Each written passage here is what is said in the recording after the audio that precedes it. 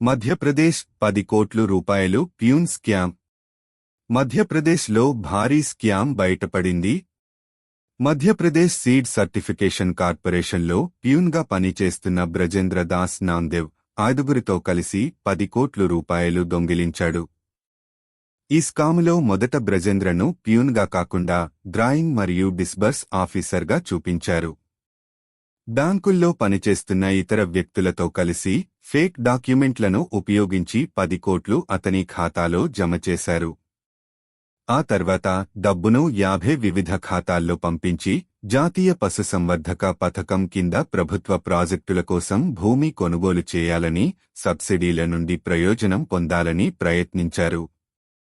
వారు తాము చేసే తప్పులను కప్పిపుచ్చడానికి ఫేక్ డాక్యుమెంట్లు మరియు ముద్రలు తయారు చేశారు. అయితే seed certification officer Sukhdev Prasad అహిర్వార్కి అనుమానం వచ్చి పోలీసులకు ఫిర్యాదు చేశారు. పోలీసులు 5గురు నిందితుల మరియు ప్యూన్ని అరెస్టు చేసి వారి బ్యాంకు ఖాతాలను ఫ్రీజ్ చేసి ఫేక్ డాక్యుమెంట్లు మరియు భూములను సీజ్ చేశారు.